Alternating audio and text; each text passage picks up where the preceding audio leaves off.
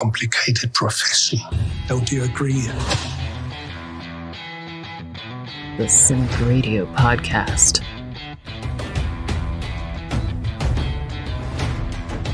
Hi, I'm Chad L. Coleman, Tyrese from The Walking Dead, and Cuddy from The Wire, and you are listening to the Cinik Radio Podcast. Here are your hosts, Cinik. Hey, the facts are Spider-Man belongs in the MCU. Sony was delusional thinking they didn't need Marvel, and now he's back. And we, the fans, are 100% proudly responsible for that. Agree? As long as DC wants to make dark and gritty movies, they're going to lag behind Marvel in every category. And Ryan. Batman vs. Superman is objectively better than Infinity War.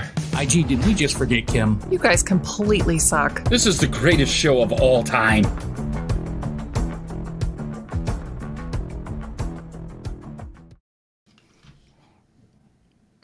And this is episode 159 of the Cinik Radio Podcast. And I'm your co-host, Cinik.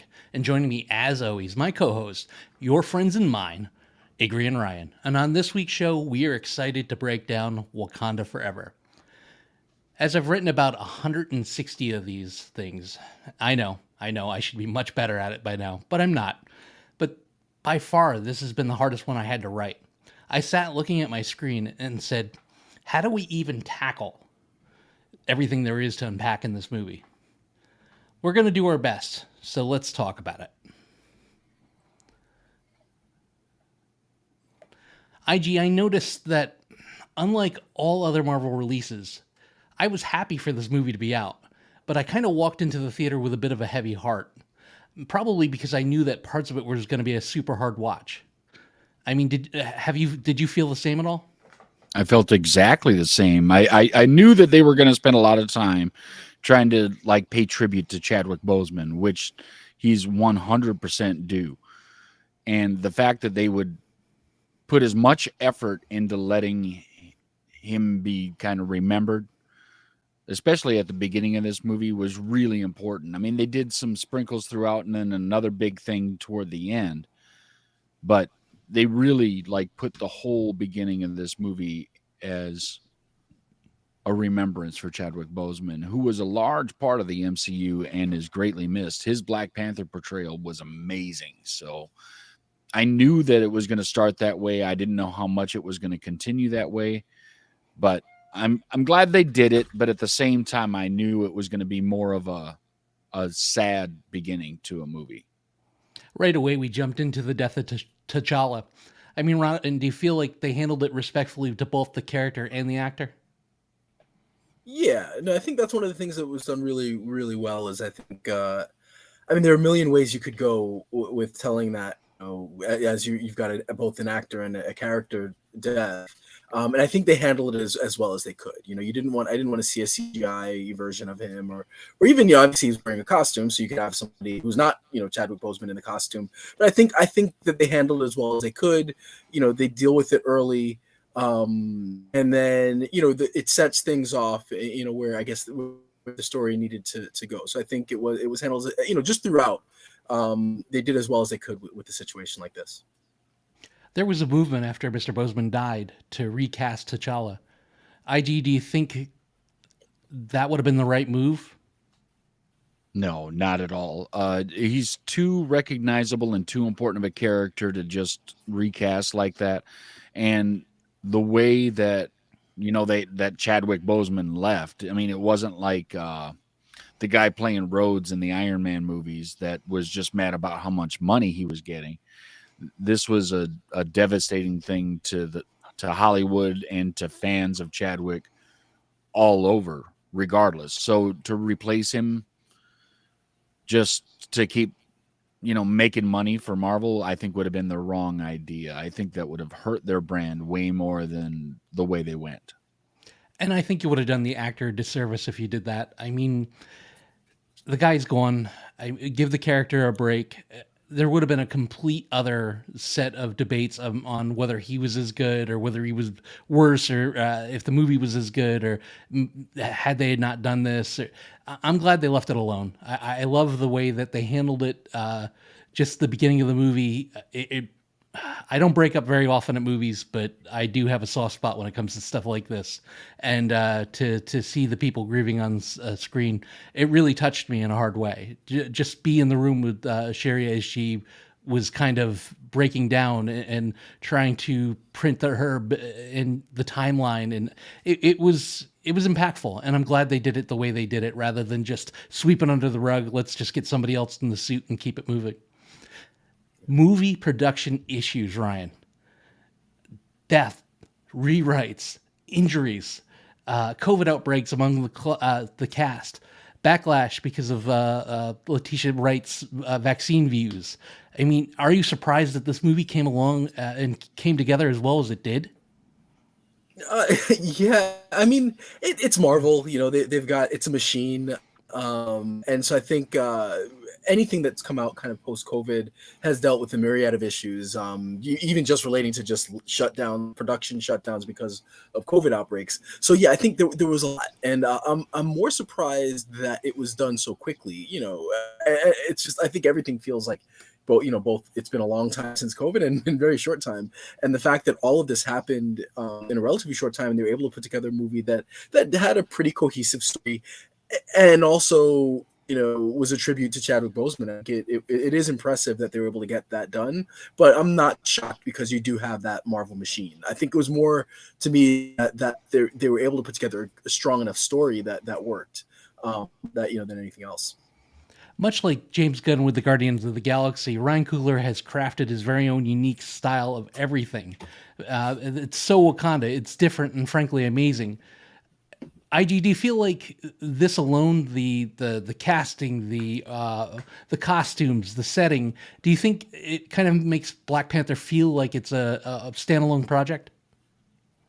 It does. It really does a lot of things for that, because what you get is a very unique feeling movie, while still very familiar, because it still feels like a Marvel movie. It still feels like superheroes and everything, because they have some of the tie-ins to some other things.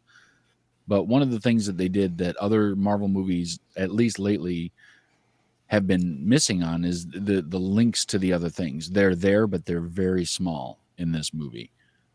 And I really enjoyed that, because I wanted this to be a way to move forward with the Black Panther franchise, as well as a good tribute to Chadwick. So I think they were able to accomplish both things, and not rely too heavily on trying to bring in other parts, right? Trying to bring in and talk about, the new Captain America, or, Hulk doing things or anything, right? It didn't have the need to embellish itself. It was just a good enough standalone thing. And a lot of that is just in how it looks, and the places they're going and the things they're doing. I mean, they went to Massachusetts. I mean, they could have been, around a superhero somewhere or something, because they went to MIT, but they didn't. They didn't feel the need to do all that. I mean, the only like realistic link was when they brought in Contessa, right? And because she's shown up in a few of the other series recently. And I think that's just the binding link going into phase 5. Yeah, Ryan, I mean, does it feel to you like Wakanda could exist in its own universe away from the MCU? I don't know what you did, but you broke it. Yeah, you're very muted. Sorry, I'm back. You can hear me, right? Sorry. Yeah. No, I think they did a good job of it feeling separate, unique, while still being an MCU movie. Like as you guys mentioned, like there aren't any major cameos from other like Marvel heroes. It's pretty much it's stuck in its world, and if anything, it's pitting Wakanda against the rest of the world, and especially like kind of colonial empires. So I do think they do a really good job. There's no multiverse stuff in it, so it does definitely kind of separate itself to a large extent from the rest of the world, and making it its own thing while allowing the opportunity to connect. Which, I mean, that's been the case since Black Panther was originally introduced in the MCU with in Civil War. So I think they have really done a good job. It feels different. It looks different. The tone is different. But again, at the same time, it still has the fingerprints of Marvel's hands all over it. Not to play armchair king here, Ryan, but that's kind of what we do.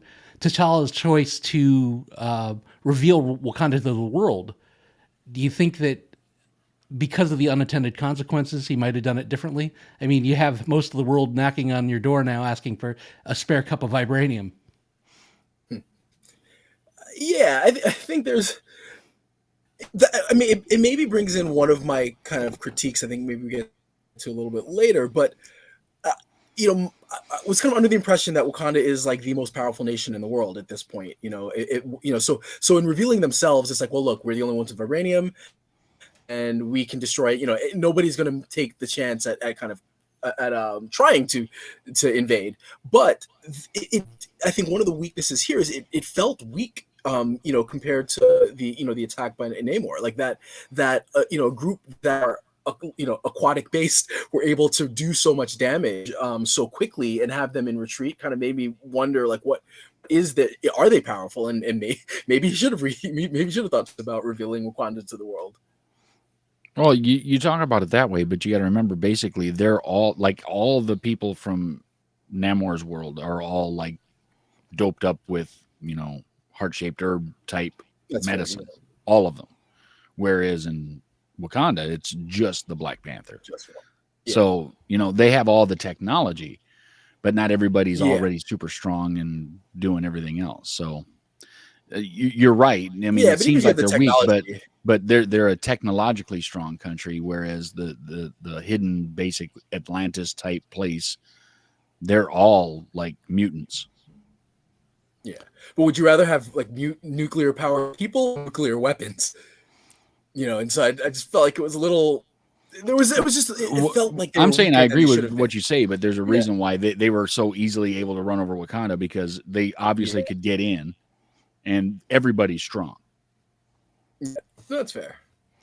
If I'm being honest, I never really loved Namor in the comics, but the MCU version is something different. IG, would you like to see more of the character in the future? Absolutely. I mean, he's one of those guys that kind of flips side to his own convenience, right? Sometimes he's a pure bad guy, sometimes he's a pure good guy, and sometimes he's kind of playing both sides at the same time. And while I'm not a big comic fan of Namor on his own, he's been a part of a few teams and everything that he's done pretty well in. His costume is something to be laughed at for the most part, because it's basically just running around in green shorts and he's got the wings on his feet. And they kind of did that, except they put a hat on him sometimes in the movie. But I like that they kind of kept his costume almost exactly the same. Hey, put on some green Speedos and go fight people. Yeah, I thought that was hilarious. I wasn't a huge fan of the spike through his nose. I just didn't understand it. I didn't like it, and it was distracting whenever he was talking. Super strength flying. Well, I like that. I feel like it was a cultural, like they were really kind of tying him into kind of that culture, and I feel like it worked. It was a kind of visual thing that really, it was unique, and I kind of like that they added those little touches look, and then they also just made the costume and his powers look really good. So I kind of like that. IG, do you want to go deal with that? I thought I had muted my mic. I was trying to get him to stop and come down because he's just happy. Super strength, flying, and some really sharp tactical abilities, along with a bunch of strong followers. Do you feel that his jump to the big screen translated well from the comics, Ryan? Yeah, absolutely. Again, as somebody who's not a huge fan of his in the comics, I think they really created a compelling villain in a number of ways. I think they gave him, they gave him a solid backstory, so there was a real backstory that gave him a real understandable reason for fearing, the rest of the world and wanting to strike first. I think they made him, as the just kind of like with Killmonger, we got a really good villain who had a really good motivation, and while you may or may not agree with his tactics, you could understand why.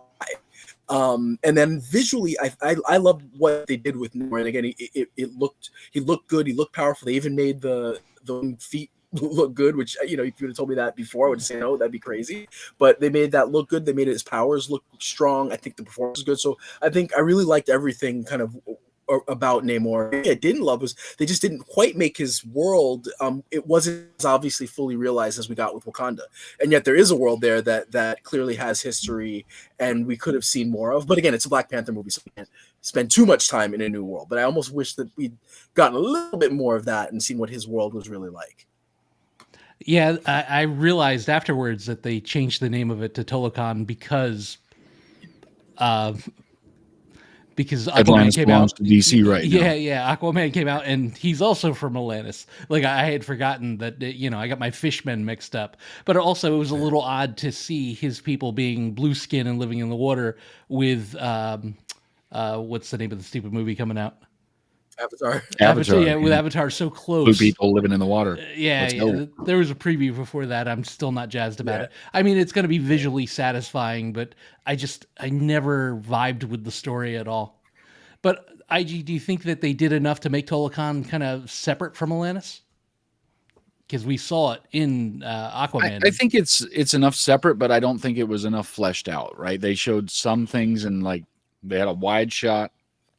And really everything up close was like, just a couple of people, but nothing about like how their life works, Well, they ran us around Wakanda, you see markets and people and businesses and things happening, right? And basically you just had people swimming around that are kind of shaded blue, not really doing anything. And so that was a little disappointing as far as that goes, that when they were down in Telecom, they just did not have a lot of things going on down there. And maybe that's a personal gripe of mine. Maybe that they shouldn't have been doing any of that. But I mean, I would think that would have taken moments to add a little bit more of that kind of thing to just make it feel more like they're a society and not just a group of overly powered mutants, which is what, I kind of walked away from. They're just a group of mutants that somehow live under the sea.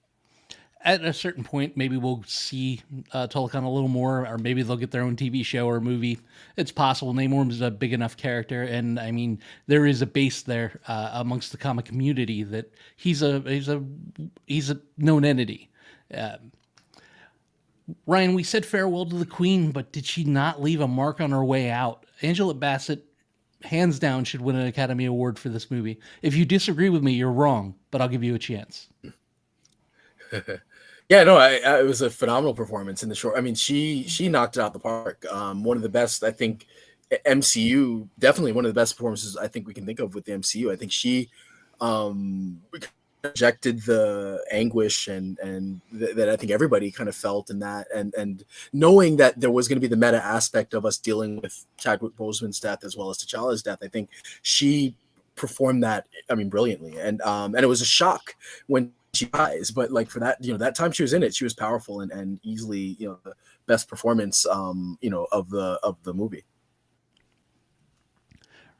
As much as I can't wait to see Riri Williams in the upcoming Ironheart show on Disney Plus, IG, and she was kind of the catalyst behind the story with her vibranium detector, did she feel a little shoehorned into you? Yeah, I think that it was almost a mistake to put her in the movie because she could have not been there and the movie would have ended up in the same place. She didn't play any significant part other than to introduce a new character.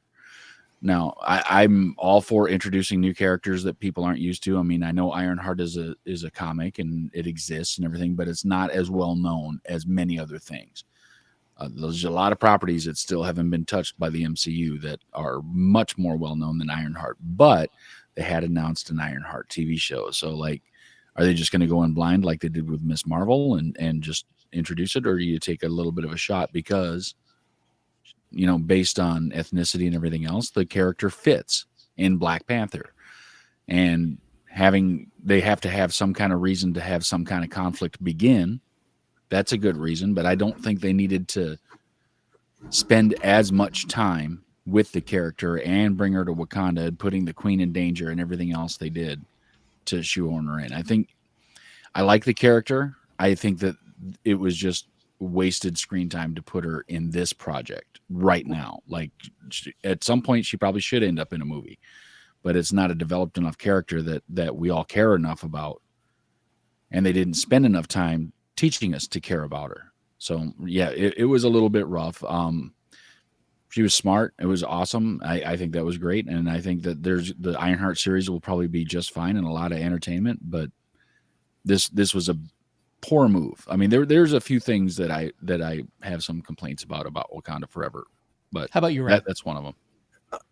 Yeah, I kind of disagree. I don't think she was really shoehorned in. I think, look, she was the MacGuffin, right? And she was the, you needed, you know, it could be argued that maybe they should have come up with a better reason for them to come into conflict, or maybe the scientist is somebody else. But at the end of the day, they decided that she had created technology that Namor needed to destroy, and she also creates causes that split rift between them, because they have to decide, do we give up this one person who's innocent and shouldn't die in order to save our so I think it does work as far as I think the plot. I liked her performance. I liked her in the movie, and I think she worked well. And I never felt like it was too much of her, at the expense of anybody else. Even again with Angela Bassett, like if you want to talk about her performance, like that stepping in front of her and then telling her to run, that's a huge moment and says a lot about her character. And even in death, she was being a hero and being heroic. So yeah, I disagree. I think I was fine with her in it. I think that I might have had larger issues just with like maybe there could have been a better way to make that, to cause that conflict. But the way that they played out with her, I never felt like she shouldn't be there, or she was unnecessary. Director Fontaine, that's her last name, right? Yeah, Contessa Fontaine. Yeah. Yep. Okay. Is behind the anti-Wakanda propaganda. IG, were you getting a serious Amanda Waller vibe from her? From Peacemaker and the Suicide Squad movies? I know who Amanda Waller is. Yeah. Okay. I mean, I think yes and no, because I think she plays it a little bit differently. I mean, she's kind of doing the same thing that Amanda Waller does, but going about it a little bit differently, because she's very quiet and coy and kind of moving behind the scenes a little bit. Now, she may be doing all the same things, but Amanda Waller is very pushy and very controlling. And I think the director here is just a little bit more nuanced and a little bit more manipulative. So she doesn't need to stick a bomb in your head to make you go do stuff. She just convinces you it's the right thing to do. So I think the end result is the same, and the goal is the same basically in both properties, but just approached a little bit differently. And I can't say I like one more than the other yet, but that's because this one is new and hasn't had as much fleshed out yet. Yeah, I would agree with you there. I like the subtlety of hiding or bugging the Kimura beads. I like that she seems like she's going to be behind most of the Thunderbolt stuff that's going forward. And she's just an interesting character that I kind of want to learn more about. Ryan, do you think Julia Louis-Dreyfus is the right person for this role? Because she's highly recognizable from Seinfeld still. Yeah, I think it's sometimes tough to... Like you see her and it's like, okay, that's Julia Louis-Dreyfus. But I do think that for that particular character and the way she performs it, as much as it might take you out of it at first, I think it works. Her, and especially kind of being the, she's not the lead, she's not the person we focus on. So, kind of being to some extent comic relief and being the person to kind of get people together and get them going, it works. I mean, it's no different, in a way with Amanda Waller, having an actress, such a huge actress playing that character. I think it's good when they're directing directing things and they're the commanding presence. You do need somebody with presence, but that it's not about them. So I think it does work. It works for her.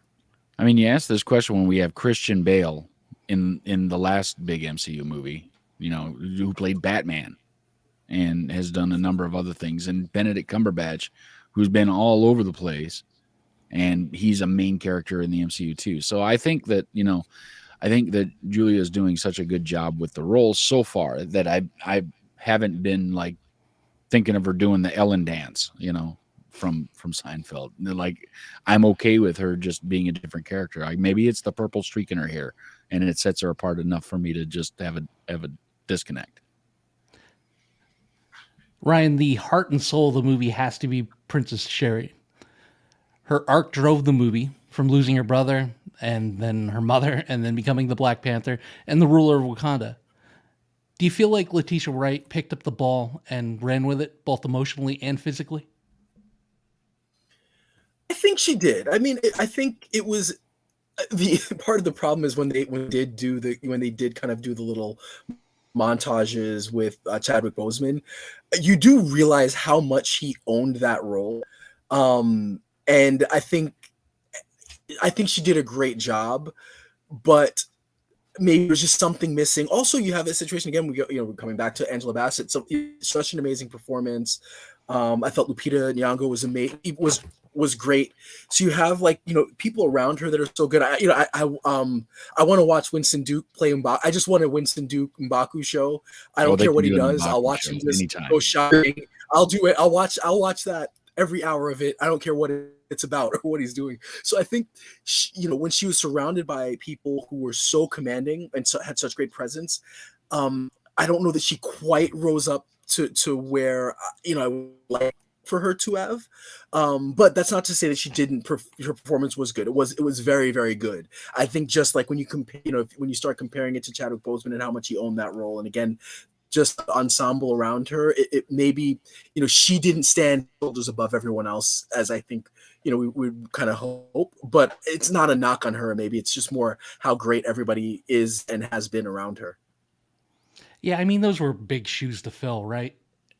Going into that, I don't know if anybody really could have done that. And in so many words, it kind of became an origin film for her. So she's back to step one, where there's no backstory. There's no. She was just the genius in the lab, where no strength or action ability or anything else. So it would be hard for her to at least physically stand above everybody else, just getting her powers.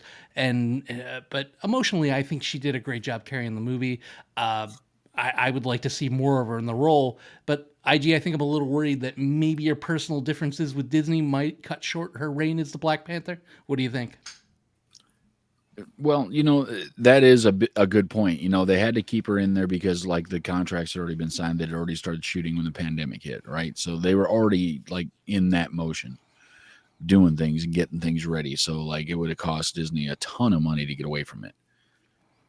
They did do some things in this movie to set up maybe going a different direction at some point. I don't know if they're going to do it right away or if they're going to wait for a while to do it. But, when you make decisions, Disney has shown that they're not afraid to cut somebody loose. Somebody that's revered by the fans, loves the role, loves the job that they're doing. If something like makes them not feel right, they're going to cut you loose. And that's not good because I think, given another chance to be around as the Black Panther, I think that, she might kind of fall into her own. She's a good enough actor and she did a good enough job in this movie. I just, again, like Ryan said, there are so good performances in this movie that it just makes it like you've got to shine. And I'm not sure that she didn't completely shine. She shone a little bit, but she wasn't like a diamond like the other people were. They were all very bright and very well done. And she was just a hair underneath that. And some of that's experience because, she was not even second fiddle in the original movie, right? She was probably fifth or sixth. And now have to basically hold up the franchise, that's going to be really difficult to do. But I think she probably could, given more opportunity. Ryan, can we talk about M'Baku? I mean, Winston Duke's character arc, his journey between these two movies, he's been the absolute star. Outside of Chadwick Boseman in the first one, I loved what they did with the character, and even more so now. Now, I'm not quite sure, and I didn't do any reading on this, but did I miss something, or is he now King of Wakanda? Yeah, I gotta look into that too because it seems like he's king of Wakanda. It doesn't seem like sure. I'm not sure. Does that mean that he's king, but sure he's the Black Panther? I'm not quite sure where they're going with it. But yeah, I really hope of all the millions of Star Wars and Marvel shows that they announce, they've got to do more with Winston Duke. He's just a great actor. I was listening. There's a Batman audio drama that he's in. And he's Bruce Wayne in Batman. He's amazing in that too. He's just such a great actor. But I would watch an M'Baku show in a heartbeat. So I really hope that that's something that they announce at some point soon, because he's just so. Okay, I thought you cut off. Being a recovering Walking Dead fan, IG, I mean, I love me some Denai Guerrera. General Okoye, she had some ups and downs in this movie, but it almost felt like the old guard kind of being set maybe on her way out of the spotlight. But then they introduced the Midnight Angel suit. And do you think this will become a larger part of her new role? I think maybe it will. I think that might be a way that they can do it. But, at the same time, the Dora Milaje are just incredible to watch. And, that's one thing they did in this movie is they gave more members of that group something to do, and I think that they might have been doing it because Danae wanted to be getting ready to leave the franchise. That would be my assumption, because they all want to go on and do other things. So I'm just wondering if maybe they are setting it up that way, because you can put anybody in that suit and they'll do whatever they want, right? But they don't even need to take their faces out of it. So now that they've shown that the suits are viable, then maybe they make 100 of them. And now the Dora Milaje, as well as being extremely well trained, are now overpowered with Iron Man-like suits.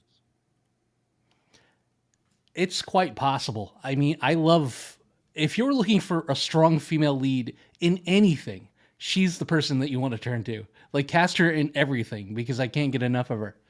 I love this movie, Ryan, but a battle at sea on a boat with a inhabiting species who get their power from the water. Who was the tactical genius that came up with this plan? You're muted. Muted. Muted still? Sorry about that. Yeah. No, that was, it didn't make sense. But then again, it comes back to, okay, so how powerful or not powerful is Wakanda? I understand wanting the war away from your shores, but it didn't seem like a tactically smart plan, by any stretch, because also, like, they're completely unaware of what technology they have. So, like, they're to go out to sea on their turf, fight them is insane. Like, you might as well send all the citizens with the Jabari tribe, and have your warriors, your army, and you fight them on your turf. I feel like that would have been the better option than try to fight them at sea. It's just, it was a pretty bad plan, and just pure luck that they were able to capture Namor and then take him to a place where he would have a hard time, where the plan would go through. So that, while it looked better, I feel like everybody had the issue with Act 3 and Black Panther just looking bad with the CGI. I think it looked great. It's just, doesn't pass the logic test. Well, I think part of the reason they did it is because they've had battles in all these other arenas, all these other places. They've had sky battles and land battles and desert battles and everything. They've done all kinds of stuff. We hadn't had a water battle yet. So I think sometimes, maybe I think that might be a Kevin Feige influence. It's like, we need to do something different. We've already done battles in Wakanda, right? The Infinity War battle happened in Wakanda. So we're not going to do battles in Wakanda because that gives the Wakandans too much of an unfair advantage. Well, shouldn't they have an advantage if they're the ones being attacked, right? Isn't that how battles work? If you're being attacked, you should have home field advantage. I don't know, but sometimes I think they just want to see what kind of envelope they can push. It's not always the smartest decision. And some of us who spend way more time analyzing this stuff than any possible human should start to go, why are they fighting in their battleground? Doesn't make any sense. But then give us a better reason, at least. I feel like that's the issue. Is like they just went, it wasn't like, we're just going. It's like, we're holding somebody hostage, and if you don't meet us here at this time, then we're gonna kill it. No, it's just like, let's go there. That's what made no sense. And it was just a random spot in the ocean, which was funny. Yeah. I mean, I understand that they wanted to make them look powerful and play to their strength. I mean, this movie's whales were last movie's armored rhinoceroses. Rhinoceri. I don't know how you would say that, but I think there was only one anyway. So I'm really just waxing poetic. IG, did the final battle between Namor and the new Black Panther deliver, both visually, action-wise, and do you believe was it believable? I think it was believable. I mean, I really liked some of the stuff that they did with Shuri as Black Panther, right? You know, she had the suit, you know, and it had a lot of the tech that she developed, but it also had tech that she developed for T'Challa, and it had tech that she had made for herself, like the fists that came out that had the energy waves that would shoot out of them, like would materialize in the suit. But she had the vibranium claws and everything too. There was a lot of good things going for her. She had knowledge of what the heart-shaped herb would do to her and everything, so she knew some of what she would be able to do after gaining actual power on top of the advances from the suits and things like that. So why wouldn't she be able to beat Namor, who probably hasn't had to fight anybody that's anywhere near his level, right? Even the rest of his people aren't as strong as he is, right? Because they don't do well out of the water. They all have to wear the mask with the water in it, or they're just not going to survive. So he can be out, he can be in, and yes, he draws power from water, but he did pretty well without some water for a while. I think that drying him out, like the plan they came up with, kind of did weaken him, and that maybe gave Shuri the advantage. But you know, she fought tactically pretty well, and I believed it. And the CGI in this final battle versus the one at the end of the original Black Panther, which I still believe is a superior movie, the final battle was better in this one than it was in that one. Could the vibranium mutations in Namor and his school open the door for the X-Men in the future, Ryan? Yeah, I would think so. We've had references or allusions to mutants now for a few different times. So yeah, it certainly opens the door, for the X-Men. It'll be interesting to see where they, what the next step is. I know they've got Wolverine in the Deadpool movie, and I'm wondering what the gateway is to really, to the X-Men, whether it is Deadpool or maybe it's Namor, or who knows, like what it, when it's coming, if it's coming anytime soon, if they're holding off on it. But yeah, definitely see like, more and more that, we're opening the world up to mutants, and, waiting to see, especially with the multiverse, I think we're gonna get there. Maybe it's after like the whole, like, now it seems like this phase is focused on Kang, and so once done with kind of Kang the Conqueror, so then we'll really get mutants in full force.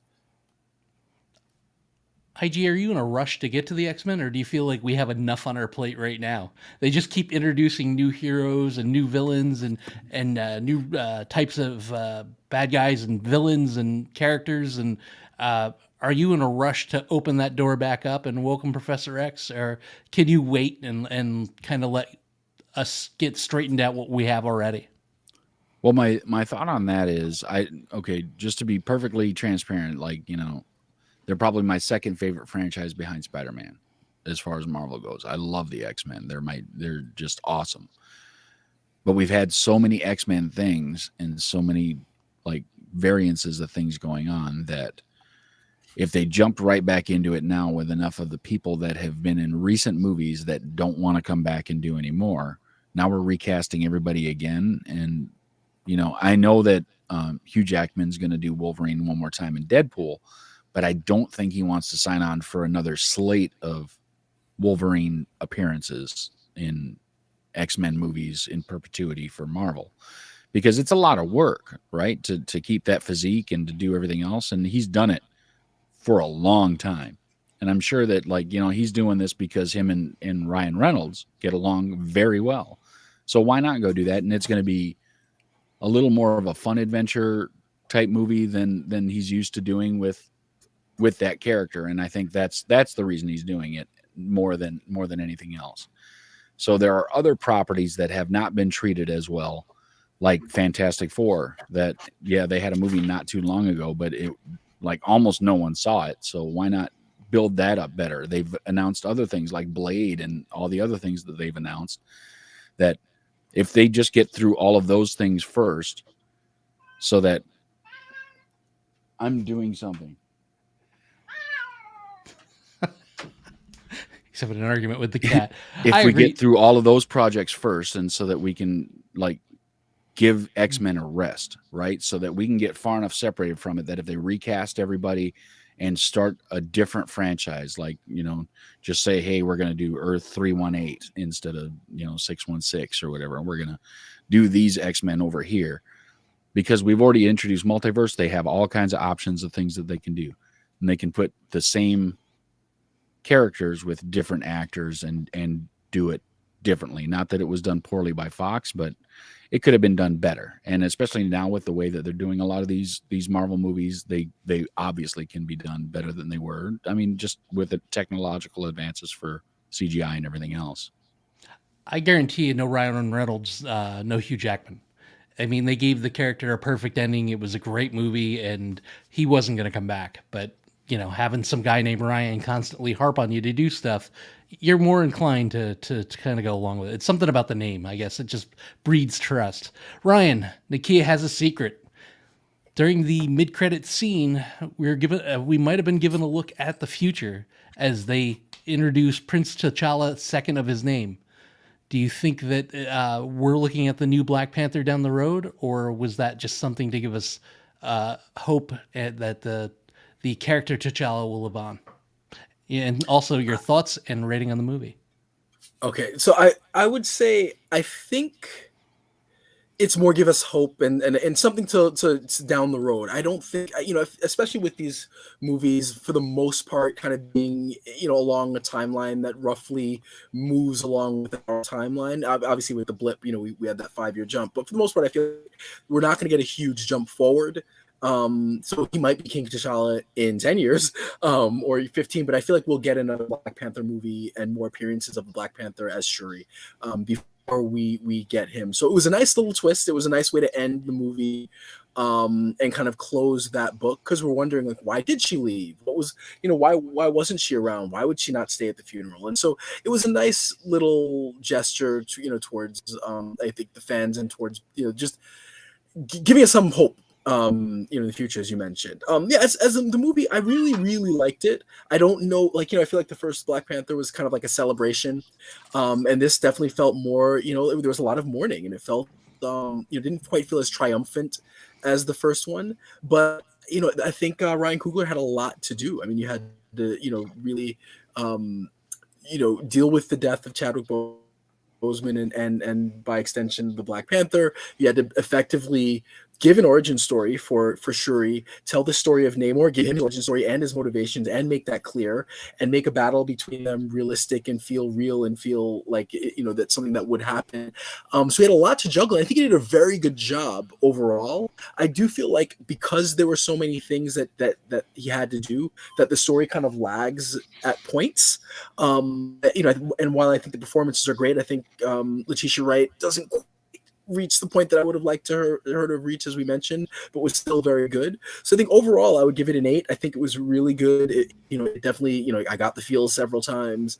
The story was strong, and it really does do everything it needs to do.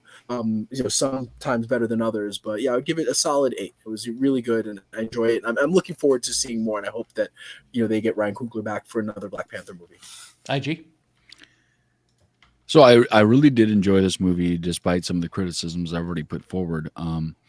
Some other criticisms I have are there were parts of this movie where the cinematography and the colors and the scene setups and everything were just amazingly beautiful.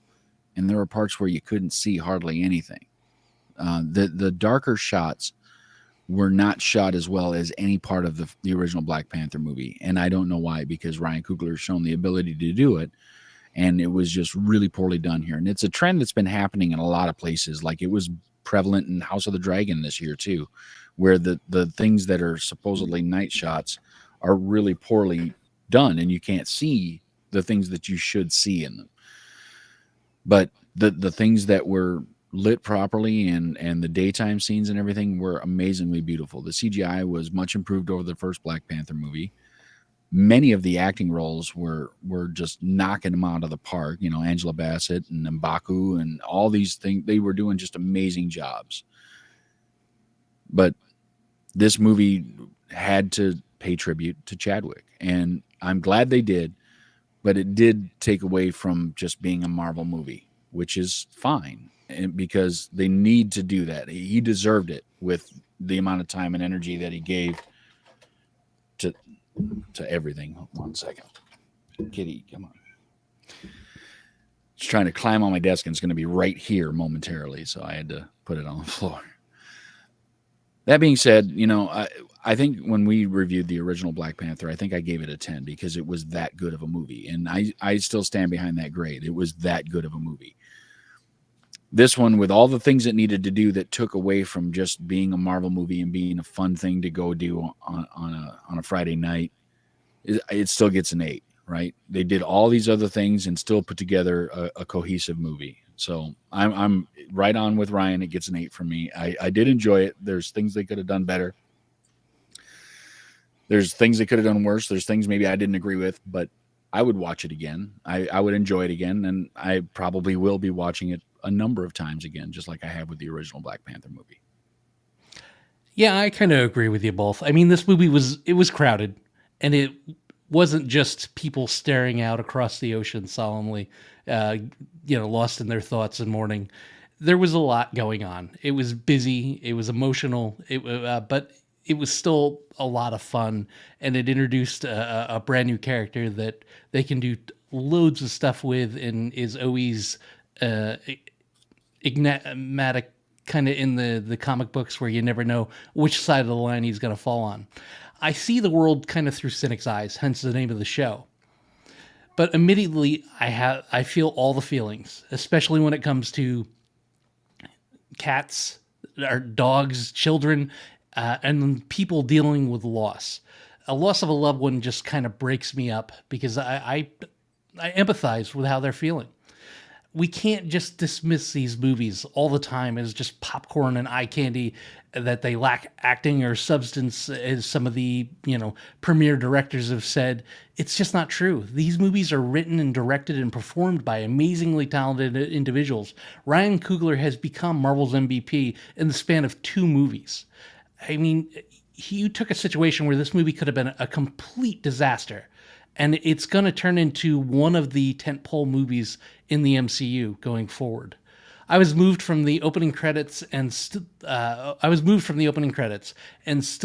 amazed at how, despite everything that it was up against, how perfectly this movie landed. Like Wakanda, the world lost a king and a protector.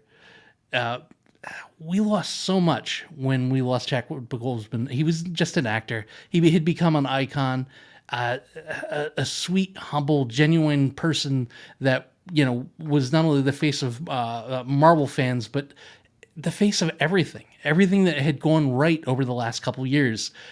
You just kind of, you look back at him and you just see hope for the future. So I was humbled to see his career and marveled at his accomplishments, and I will always be a Chadwick Boseman fan. I will always go back and watch his movies. The movie was an absolutely cathartic experience.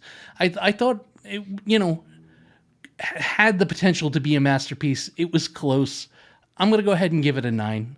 I mean, I have my bones to pick with it, but other than that, I think they stuck the landing really well. And I really hope that Letitia Wright gets another shot at this, despite what she might have done or might have said to anger the Marvel gods. So that's about it for this week. We're going to be back next week, I hope, with a House of Dragon review for season 1. And until next time, IG, don't get captured.